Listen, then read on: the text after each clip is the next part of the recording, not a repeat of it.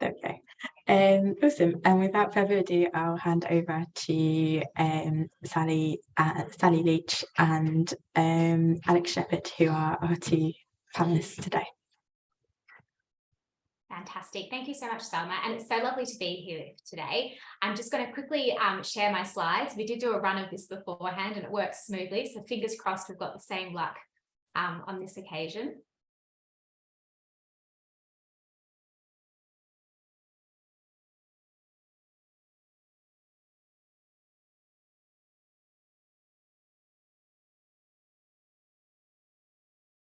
Wonderful. So I'm hoping you can all see my slides, but you can't see my notes, as I'm sure that would be a bother. And if that's the case, I'll get us started. So it's so good to be here with you all today. I'm Alex Shepherd, Senior Public Affairs and Policy Officer at the Fawcett Society, which is the UK's leading membership charity campaigning for gender equality and women's rights. Our work cuts across many different issues that impact women, including equal pay, power and representation, gender norms and stereotypes. And critically, our research, policy and public affairs centres women's voices and experiences at the heart of the changes that we are calling for. What's more, we work in tandem with an array of organisations seeking to champion an intersectional and equitable society for women. So in terms of how today will work, I'm going to start with a presentation of the work which Fawcett has done before handing over to Sally, and then we'll finish at the end by opening up to some questions. We thought we would start today with an exercise that invites you to reflect on your responses and attitudes towards menopause to start off with. Sally, do you want to jump in here? Yeah, absolutely. Yeah, delighted to be here as well. So we just want to start off thinking, what do we associate with the word menopause? So you can join this using the QR code on the screen, or you can go to slido.com and use MIW as the code, or you can just use the chat if you don't feel comfortable using Slido, that's absolutely fine.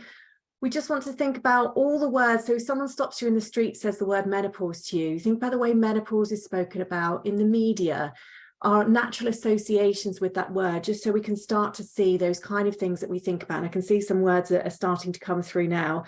So middle age, struggle, awareness, or unawareness, sorry, misunderstood, hot, anxious, irrational, hot flushes, unsupported, traumatic, moody, unknown, old, judged, hot flushes, lack of support. So many words that are coming through there. And the reason that we ask this question is, in particular, when we're thinking from a workplace point of view, if what we're thinking when we hear that word menopause is things like the hot and emotional and judged and old, for somebody to put their hands up at work and say, actually, do you know what, that's me, that can feel quite uncomfortable for people. So one of the things we want to really challenge is the way we think about and the way we talk about menopause. And we'll come on to that at the very end of my session, but I'm going to pass back to Alex now. Thank you so much for that, Sally. And thanks as well, everyone, for sharing your reflections. It's always super interesting to see the different types of responses when you do ask that question. So despite the menopause, as we've kind of seen by people's reflections, being essential to women's lived experiences, what we see is that it's always been surrounded by stigma, which means that there is a real lack of data on the extent and nature of the challenges that women are facing. And quite simply, the evidence that's needed to shift policy has not existed. In the financial services sector alone, it's estimated that around 1 in 10 employees are currently going through the menopause. Fawcett is really keen to address this evidence gap, and that's why we've been partnering with organisations so that we can really dive into women's experiences of the menopause. So in 2021, we partnered with the Standard Chartered Bank and the Financial Skills Commission to understand women's experiences of the menopause specific to the financial services sector, and also as well examine the changes that women want to see. The response to that survey was huge. We had 2,400 people engage, and the survey reached across 100 organisations. And then more recently, in 2022, we were delighted that with the support of the Waits Group and in partnership with Channel 4, we were able to conduct the UK's largest ever representative survey of menopausal women as part of the recent Davina McCall documentary. And that finally gave those women a voice to make sure their experiences are counted. During that survey, we heard from over 4,000 menopausal women, which is a sample size that really allows us to understand the detail of their experiences. So both our reports explore survey data, they review the literature, and most importantly, they offer really clear, simple policy changes that could transform the lives of women across the UK. Critically, all our research really focuses on centering women's voices. And so throughout my presentation, I've included quotes which speak to those experiences. Those reports that I've got on the slide there will be the focus of my presentation today, and I hope that there are some useful takeaways that you can use in your organisations to champion for change. I'll be referencing both of those reports in this presentation, and just to make it clear, have referenced and indicated on the slides which reports the data is from. So across both our reports, we found that too often the menopause is still being treated as a minor inconvenience or a joke, but our research confirmed that its symptoms are severely impacting most menopausal women. In our broader research report, we found that 77% of women experience one or more symptoms that they describe as very difficult. And 44%, so almost half of women, are experiencing 3 or more severe symptoms. And those symptoms aren't just hot flushes. 69% say that they experience difficulties with anxiety or depression due to menopause, 84% experience trouble sleeping, and 73% experience brain fog. And similar results were identified in our more targeted research on the financial services sector. What's more, sometimes we find that menopause can be dismissed as a middle-class preoccupation.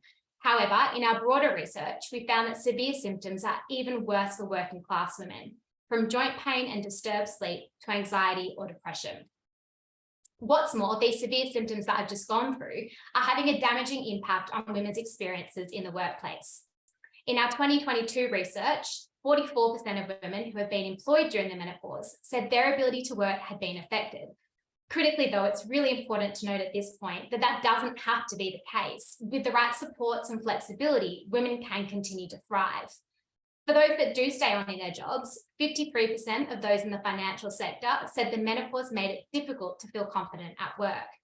And this translates across, we found, to interactions with managers. So employees currently experiencing the menopause in the financial services sector had the lowest scores when it came to saying that they can always or often speak to their manager about their concerns. That was just 58% of women, compared to younger men who have the highest at 73%. So why is this happening? Well, in our broader research, we found that 4 in 10 menopausal working women said that they've seen menopause treated as a joke by their colleagues at work. Specific to the financial services sector, only 22% had disclosed their menopausal status. The most common reason for not disclosing was social stigma. 46% say that they are worried that they will be perceived negatively.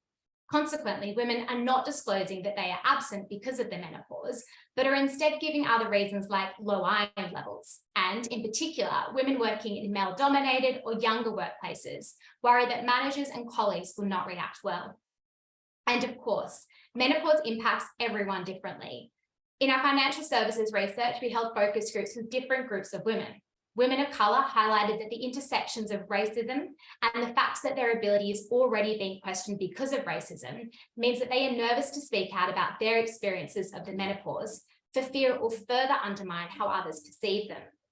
This demonstrates the need for employers to continue efforts to challenge racism in the workplace, train managers to be able to discuss race and racism, and increase the representation of women of colour in senior leadership positions, in order to create a safe environment for them to seek support. And then the disabled women that we spoke to explained that it is difficult commonly to tell the differences between their menopause symptoms and symptoms of their ongoing disabilities. In some cases, participants also spoke about how the menopause made their ongoing conditions worse. They believed that better employer awareness about the menopause, as well as disability, would lead to greater empathy and support from their workplaces. So given the scale of all these impacts I've just described, it comes as no shock to us to find that across the UK as a whole, 1 in 10 women who have been employed during the menopause have left work due to their symptoms. And this was even higher for disabled women at 22%. Mapped onto the UK population, that represents around an estimated 333,000 women leaving their jobs because of the menopause. And evidence suggests that these numbers are likely higher in the financial services sector. 25% of those we surveyed said that the menopause had made them more likely to leave the workforce before retirement. It's also impacting career progression. Nearly half of those that we surveyed, so 47% in the financial services sector, said that their experiences had made them less likely to apply for a promotion. However, at the same time, 50% of menopausal employees already working in senior roles wanted to progress, compared with 37% of older men in broadly the same age bracket. This suggests menopausal senior leaders want to advance in their careers, and overcoming menopause as a barrier to progression can realise rewards for firms. In our broader research report as well, we found that the menopause is impacting the way women are working. 14% of women have reduced their hours at work, and 8% had not applied for a promotion. It's clear that the UK labour market, especially the financial services sector, is losing talent because of our inflexible and unsupportive approach towards the menopause. This is a waste of women's talents, a drag on the economy, and a problem for employers everywhere. This culture of silence that we have around the menopause and the lack of supports that are in place in the workplace to deal with menopausal symptoms is creating a blockage in women's leadership pipeline. Given that men already outnumber 2 to 1 in positions of power across the UK, this is alarming. We cannot afford to lose women in the prime of their working lives just because the health system doesn't work for them and because employers are not giving them the supports they need. We cannot as well close the gender pay gap and get more women into senior leadership without making changes when it comes to menopause. So the good news is that with the right supports, women can stay and progress in financial services and the labour market more broadly. We know the changes that employers need to make, but when we asked women in our broader research from 2022 whether their employers were doing these things, the answer was a resounding no. 8 in 10 women said their employer had not made changes to support women. Instead, managers still too often treat menopause as a disciplinary rather than a health issue. Specific to the financial services sector, women had a clear message. Had they known more about the menopause and had they been given support, they would have stayed or progressed. So what can employers do? Well, firstly, they need to show their support for change. This needs to start at the top with senior leaders talking about the menopause and sharing information with their staff in order to break the taboo.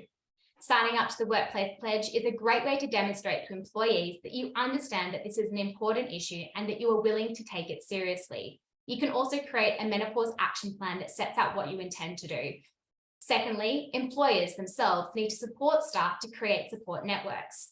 These networks allow women to share information, resources, and tips, meaning that the women who are involved are better informed and more confident to access the supports that they need, both with their doctors and in the workplace. Thirdly, and in concert with their employees, they need to think about what workplace adjustments can be made. And this may be as simple as things like access to fans for those that need them. They also need to think about things like uniforms and any changes that would make their employees more comfortable. 4 in 10 of the menopausal women who have to wear uniforms at work, so that's people like our nurses and our shop workers, say that it is uncomfortable because of their symptoms. Fourthly, flexible work is key. It allows menopausal women to balance their work with their other needs and commitments. Beyond working from home, staggered hours, flexibility to take short breaks, compressed hours, and job sharing are all ways that flexibility can be used to support the retention and progression of women. Absence policies themselves are also really important.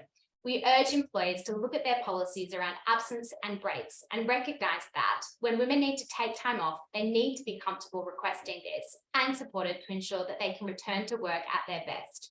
And finally, employers need to train their staff to be aware of these issues and also supportive of their colleagues.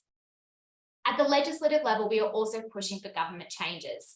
Women need legal protections that work for menopause. At the moment, they fall in between sex, age, and disability discrimination provisions, none of which are quite fitting.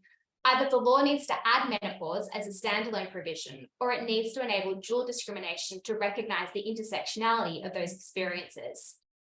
Employers should also put in place action plans to support menopausal women and guided by the wealth of evidence about what works. And government should make doing so part of a requirement to have gender pay gap action plans. We were delighted earlier this year when the Labor Party committed to this, and we now await news that the government will do the same. The government also needs to take action on flexible work, making it the default by requiring options that are reasonable to be listed in adverts, as well as making it a day one right to request flexible work. In our 2022 research, we also looked at the experiences women have had in our health system, which we know has been playing catch up with women's health across a broad array of different areas. And while, of course, it is an individual choice, which needs to be made in consultation with medical professionals, HRT is highly effective at relieving the symptoms of menopause, which many of our respondents described. However, we found that just 14% of our respondents are currently taking HRT, while 7% say that they used to take it but stopped. That means that around 8 in 10 women have never tried HRT, and that number is even lower among working class women at just 12%, and among Black women, where only 8% are taking it. Among those who do take it, 54% said that it had given them their life back, and 36% said that it had helped them to be more productive at work.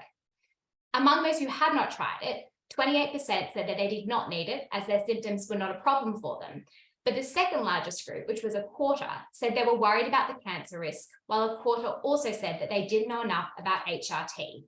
And there is clearly, therefore, a real information gap here. So the stigma that women face around the menopause and the information gap contribute to the fact that just 45% of women experiencing the menopause said that they had not talked to anyone at their GP practice about it. That means that almost half of women are not getting any medical care for a significant health issue. Even among women with 5 or more severe symptoms, daily carrying a burden of joint pain, brain fog, or depression, 29% of women are not talking to their doctors. And when they do talk to their GPs, a significant minority, so 31%, say that it took many appointments for their GP to realise that they were experiencing the menopause. And this was even higher among women from minoritized groups at 45%. And shockingly, it was also higher among women with a higher number of severe symptoms. So what changes do we need to see from the health system? There is an urgent need for government to properly fund a public information campaign on menopause, and we need a clinical pathway into primary care services for the menopause, just as we do for smear tests and breast cancer checks. We should be bringing women in to talk to their doctors about their symptoms and options. And for that to be effective, GPs need training. It needs to be part of their initial training, but we just simply can't wait for that to work through the system. We need funding and incentives to someone in every surgery or primary care network to be a menopause expert, and for everyone who a woman might see to have the baseline knowledge required to signpost her on. So that kind of brings my presentation to a conclusion. Almost half of women struggle with 3 or more severe symptoms of the menopause. 1 in 10 leaves work, and almost half do not talk to their doctor. Through information, a pathway, and training, we really can change this picture and improve women's lives. And I'll now hand over to Sally for her presentation, after which we're going to open the floor to some questions, and we're really interested to kind of hear from all audience members. Fantastic. Thank you very much, Alex. So this should hopefully be coming through now. For what I want to cover today, my name's Sally Leech. I'm from Henpicked Menopause in the Workplace, and our role is very much working with organisations on the solutions of what can you do to become that menopause friendly organisation, to change that lived experience of people within organisations. And we've got some great examples of organisations that are doing some really good work in this space and the impact that that's having.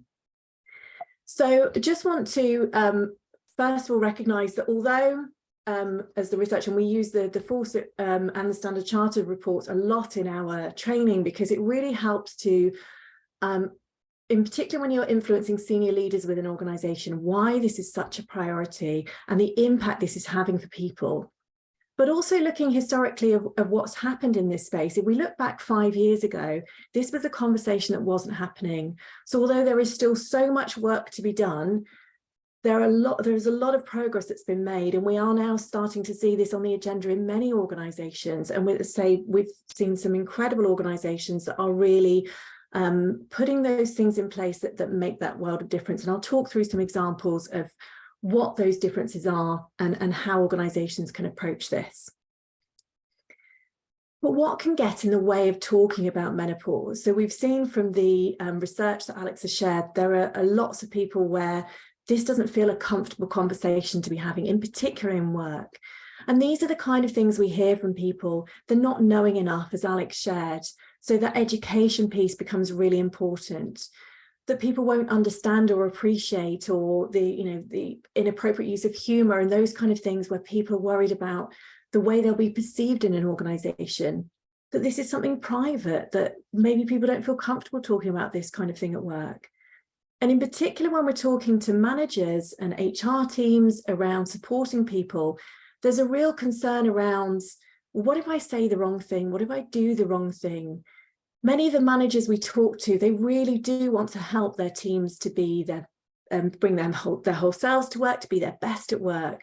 But actually, there's quite a fear in talking about menopause for many managers. They're not born with that knowledge. And so that education for managers and building their confidence in how to have those great supportive conversations around menopause becomes a real priority. But why do we need to talk about menopause at work? So we've seen what the research tells us. And what we try and do when we're talking with organisations, and in particular influencing managers and senior leaders why this is a priority, is look at the kind of 4 compelling reasons as to why this is such a priority. One of the things in particular is looking at the context of where menopause comes in life now compared to where it did historically. And a lot of those historic perceptions of menopause, in particular around, we saw words like old coming through, but actually menopause today comes very much at a halfway point in life. We think the average age for menopause is around 51, normally between 45 and 55. It can be much younger, and that can have significant impacts for people. But just looking at the averages, we think where that comes in working life, this is often a really critical point in someone's career. They might be in senior roles and leading teams. They may be employees that have that huge wealth of knowledge and experience that we don't want to lose from an organisation, and really want to make sure we're focusing on attracting and retaining. And I just want to share a quick story with you that demonstrates the importance of creating that culture where it's okay to talk about menopause. Because when we see statistics like 1 in 10 women are leaving work because of menopause, it's really shocking and it's really concerning. And when you think the reasons why people are leaving is often they don't know what's going on or what they can do about it, that menopause knowledge, or they don't feel confident that they can have that conversation at work. So this example, it was actually in an engineering company, but it's a very similar experience people are having in many different organizations. And this woman managed really complex projects. She had an incredible reputation in her organization, across the industry she worked in. And the way her and her manager would often catch up is it would be in the corridor on the way to a meeting, or they would sit and have a coffee and a catch up and agree particular actions and things that needed doing. But during menopause, she was really struggling with the recall of information, those cognition functions. So she was finding she was going back to her desk and thinking, well, what did we say about that? And have I forgotten something? Or needing to check back constantly. And over time, this really knocked her confidence, thinking, well, maybe I just can't do my job in the same way as I did before. Or what if I make some major mistake and damage all that hard work I put into my career? And I asked her whether she talked to her manager about it. And she hadn't, because she said, I don't think I've ever heard the word menopause even be mentioned in our organisation. I don't know how to have that conversation. I don't know what reception I'm going to get. I don't know whether my manager's going to be understanding about this. And we talked through how you have that conversation and why it was important to have that conversation, because she was getting to that stage of thinking, actually, do you know what? It might just be easier if I leave. In this instance, she did have that conversation with her manager. And this is actually an example where the manager did all the right things. So first, he gave her lots of reassurance that she was still doing a really good job. One of the challenges during menopause is the way hormones can affect the brain function, is it can really affect people's perception of their capability. So that reassurance from her manager in terms of keeping that confidence high was a real priority. The manager also said for them, they didn't realize menopause could affect someone in this way. They'd only ever really heard of things like hot flushes, but they were really open to that conversation. And they asked the most powerful question, what can I do to help? And for them, it was actually only a small tweak and change to the way they worked. So rather than having a conversation where she couldn't write things down, it was making sure they were doing that at her desk or following things up with email. And she described it to me as having a real kind of safety net at work, someone who'd listened, somebody who was empathetic and willing to make changes slightly to the way they work to allow her to continue to be successful. She's still thriving in that organisation, but potentially she could have left a job she loved. The organisation could have lost someone they really didn't want to lose just because the conversation wasn't happening. So everything an organisation can do to make this a normal conversation, to give people the confidence to be able to have those conversations, and to help managers to be able to react in exactly that way, where they're really looking at how they can support someone, it is a really important impact in terms of keeping that talent and allowing somebody to continue to thrive at work. So there's really clear demographic reasons. I'm not going to go through the statistics as we know that Alex has shared, but these are really important. And actually looking in the context of your organisation, what talent you're potentially losing from your organisation. It leads to a really clear business case when we just think about replacing people from a cost point of view, but also that loss of experience and knowledge from the business. But we also see as menopause support is really embedded within an organisation, it can help reduce time off, improve performance and motivation, because an individual that's experiencing this can feel much more confident in understanding what's going on in their own body and what they can do for help, and knowing they've got that support and understanding across the organisation. As Alex talked about, the legislation around menopause, it does fall under that equality legislation, in particular around sex, age and disability. And we've seen successful tribunal cases around menopause, but still can feel quite a confusing area. From an organisation perspective, when we're working with managers and leaders, it's very much that to us, the legal case should never be the only reason why we're doing this, because there are so many other compelling reasons why this is so important. But what's really interesting from the tribunals that have been successful, where menopause has been discussed and talked about in that tribunal case, is what organisations are being asked to do and what managers are being asked to do. It's about treating everyone as an individual. It's about talking about menopause in a respectful way and ensuring that humour isn't used inappropriately. It's looking at what are reasonable workplace adjustments depending on the role and the context someone works within an organisation. And these are things that we should be doing to support our people across any role in an organisation. And to us, the social responsibility, this is the right thing to do. And so many of those statistics, in particular around the way people feel they're going to be perceived as they go through this journey, and if they share that this is what they're experiencing, we can do such a huge amount within an organisation to make the stigma around menopause and the concerns and worries about disclosing what someone's going through, we can really help to remove those for people. Just a few quick menopause facts. I'm not going to go through this in a huge amount of detail, but there are often a lot of misperceptions around menopause, in particular around the age that this is going to be impacting people, the length of time it's expected to last, and as Alex talked about, being dismissed as a minor inconvenience as opposed to something for some people that can be a really significant impact. So menopause age, really important to recognise that reaching menopause itself on average is between 45 and 55. And it's good to have an understanding of averages because it helps us understand the most likely time this is going to be affecting somebody.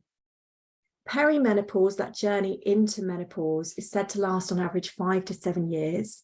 So we think reaching menopause on average between 45 and 55 makes it really common for people to experience symptoms in their 40s and earlier, which often is a misperception in terms of where when this is most likely to be impacting. Some people can go through menopause at a much earlier age due to natural early menopause, which is premature ovarian insufficiency, POI, and lots of significant impacts around going through menopause at that earlier age, or through things like surgery or certain types of medical treatments that can bring about an induced menopause. So we need to be aware that actually there could be people across your organisation at many different ages, and we should never make assumptions of when this is happening and when this is having an impact for somebody. 1 in 4 go through menopause without experiencing any symptoms at all. So we should never assume just because we think someone's around the age of menopause that they are experiencing symptoms or they do need help and support. But it means 3 in 4 do experience symptoms, and 1 in 4 of those serious symptoms. So there's symptoms that have a really big impact. And this is where it becomes so important that we treat everyone as an individual, because everyone's experience is different. And one of the biggest barriers at work is that people don't feel comfortable talking to their managers about menopause. So from a symptoms perspective, it depends what you read as to how many symptoms there are of menopause, but it is very important we recognise that difference in journey for many people. Within an organisation, you could be supporting lots of different people around menopause, and they could be experiencing things in very different ways. So in particular, when we're training managers and HR teams, it's about not making assumptions in the way this is going to be showing up for people. So we have the physical symptoms, so things like the hot flushes, the night sweats we tend to hear about, but things like achy joints, changes to hair and skin. Some of the more embarrassing or more difficult to talk about symptoms, so things like heavy flooding periods, can be a real challenge in some work environments. And then we have those psychological symptoms. And there's certainly much more understanding now around the psychological impact of menopause. So things like the brain fog, the irritability, the anxiety.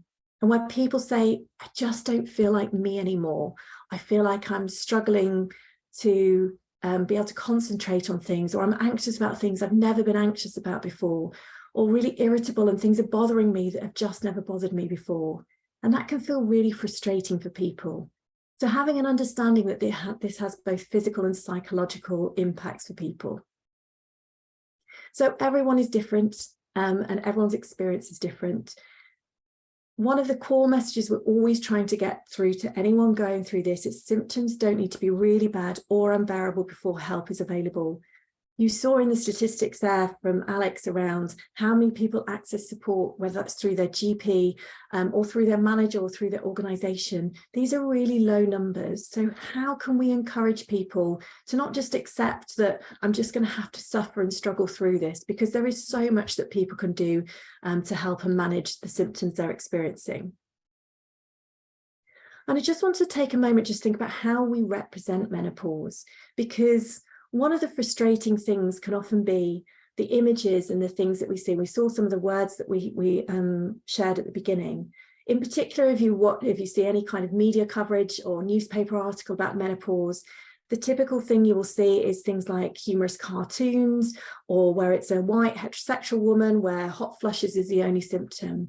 And we really need to challenge those perceptions. We need to make everyone feel like their voices around menopause are heard, that people can feel like their journey is understood, and that they can feel more confident being able to share in their own experiences and being able to access the healthcare support they need. So when you're thinking about how you do this as an organisation, really thinking about how you can hear from different voices around menopause and how you can ensure everyone feels that their experience and their journey is being represented. In terms of becoming a menopause-friendly employer, one of the things that we'll share following this session is our free checklist, which is how an organisation can really assess how they're doing in terms of becoming that menopause-friendly employer. But I'd just like to come back to Slido again, just to hear from you in terms of what you've done so far. And this has just been opened again on Slido, so you can go to the QR code or go to slido.com. And we've just got a multiple choice of some things your organisation might have done already. So whether it's you've created a policy or guidance document, you've engaged with your employees, you've trained your HR or occupational health teams, you've trained managers, engaged with senior leaders, you've put in some menopause support groups, menopause cafes, what you've done with your EAPs, created menopause champions or advocates. Nothing yet, but it's being discussed, or you've not started yet, and that's absolutely fine, because we know some organisations at the beginning of this journey, and so it's what can we do? So hopefully that should be coming up, so we can start to see some responses coming through, just to get a bit of an idea of where you are on your journey as an organisation. And you can pick as many options as you would like. So we've got a few starting to come through now. And if anyone can't join in on Slido, it's also absolutely fine to pop those thoughts in chat. I see people are starting to share there. So we'll leave that poll open so we can start to see those things that organisations are starting to do, and then we can talk those through when we come to the questions towards the end. So the final bit I just wanted to cover before we open up to questions is just what can organisations do in terms of the practical things and the things you want to maybe think about as an organisation. So firstly, from a policy, guidance, fact sheets, whatever's right for your organisation. And this is very much about, is it clear how your organisation supports menopause at work? So what do you have in place? Who's responsible for that? How do people know about it? We've seen some incredible menopause policies, and they look beautiful and they read really well. But actually, how are they embedded within the organisation? How do people know about that they exist? And how does it actually change that lived experience of people within the organisation? So menopause policies and guidance documents, they're very, very much to make it clear how your organisation supports menopause, the kind of principal guidelines or rules, identifying those roles and responsibilities. And we find in particular managers having some guidance from the organisation on their roles and responsibility can be really supportive. Signposting that help and support. So whether that's internal help and support or credible sources outside of the organisation. And then how do you communicate and engage? Because say you can have the best things in place, but if people don't know about them and aren't engaged in them, it's not going to have the same impact. And that's all about creating that menopause friendly culture. If we think back to that example, a culture where menopause is talked about openly within an organisation. We had a great example in one of the NHS trusts that we work with, where the chief nurse was visiting a hospital and doing ward rounds. And she said when she knew this had been really embedded is she was with a ward nurse and a guy from facilities. And she said, as they were walking around, the nurse said, just bear with me now, I'm having a really bad hot flush. I'm just going to step outside and go and get a cool drink of water. And it was just that this was a normal conversation that happened with people within that organisation. And that then felt like this is a lived experience where people feel comfortable opening up about this. And that often comes from, as Alex talked about, that senior leadership engagement. Another organisation, we had the CEO of the organisation, who was a woman going through menopause, was delivering a town hall meeting, and she said, you're just going to have to bear with me a minute. She said, I'm having a really bad menopause day, I've got ridiculous hot flushes, and I've got to have my notes here because my brain fog is just off the chart. And she said it was like a communal huge sigh of relief across the organisation, because it gave that permission that this is okay to talk about. And so it's then, yeah, how do people share those stories? So from senior leaders and from the different voices across the organisation, what kind of events can you run? How can you keep the drumbeat of the menopause conversation going? And how do you provide that right training and support? So who are the people that need to know about this? What do they need to know? In particular, we find the most impactful group to ensure there's education is for managers. They can have the most significant difference on that lived experience for individuals going through this, and ensuring they've got the right tools and information. And when we're training managers, we talk very much about how to encourage supportive conversations. So it's not about talking about them being difficult or awkward or embarrassing conversations. It happens to be about menopause, but it's a supportive conversation in how you can support your team to be at their best, and that's beneficial for everybody. Looking at what support you have internally, so exploring with your EAP scheme, your health insurance, what is available around menopause. We're seeing many more of the schemes now starting to think about what menopause services should be included. So really engage with those and understand what support's available, and then ensure that's really well communicated. And thinking outside of who you might naturally think needs to be involved in this conversation. So your facilities teams, your occupational health teams, and making sure everyone has that same level of menopause understanding and knowledge. Alex mentioned about uniform and workwear. Again, this is something that feels the conversation is really moving on. We've seen some great work being done by organisations like HSBC UK and First Direct and M&S Bank, who've done a huge refocus on their uniform with menopause in mind. But it's not saying that you can only wear certain types of uniform if you're going through menopause. It's actually using that as a platform to think, well, how can we make our uniform more breathable, more comfortable? And in some organisations, we know that can be a challenge, but it's then thinking, well, how can we provide extra sets of uniforms? What are the practical things that we can do to make that easier for people? And then thinking about the actual workplace themselves. And again, this is different depending on the environment someone works in. Some workplaces actually making changes to environments can be really difficult. We do a lot of work with manufacturing, production, where the environment people work in is very focused. It has to be in a certain way. So, and the same in clinical environments in NHS organisations as an example, but it's looking at what is reasonable, what's possible. So looking at the context of all the different people in your organisation, what environments are they working in, what impact could they potentially be having on menopause symptoms, and then what's possible, what's easy to adjust. And actually, when you talk to people going through this, it's not about big, huge adjustments. It's about good conversations and understanding and those small tweaks and changes that can make that big difference to people. So the final slide I just want to do before we open to questions is just revisiting the words that we asked at the very beginning. Because as we say, if we think about the hot, the tired, the angry, the old, this is, where that perception and worry about how people are going to be perceived. But actually, if you look around your organisation, the people who are potentially going through this, they're capable, they're wise, they're knowledgeable, they're experienced. We want individuals to feel empowered knowing what's going on and what they can do. And we want managers to feel empowered knowing how they can help and support. We have fabulous on here because we ran a session with a huge group of people and asked, how would you describe someone going through menopause? And we had the normal responses of the hot, the tired, the angry, all of those things. Someone in the audience shouted out fabulous. And we thought, what a great response. She'd had a really tough journey through menopause, but she was working to manage her symptoms with her GP, working with her manager, and the organisation were being really supportive. So she was still able to do that great job at work. So she said, you know what? I am fabulous. And she said for her, that change in the way she thought about this time made a big difference. And I just want to leave my part with a couple of quotes from somebody that we worked with. So this was in a financial organisation, and they did video story sharing from their senior female leaders around their experience of menopause.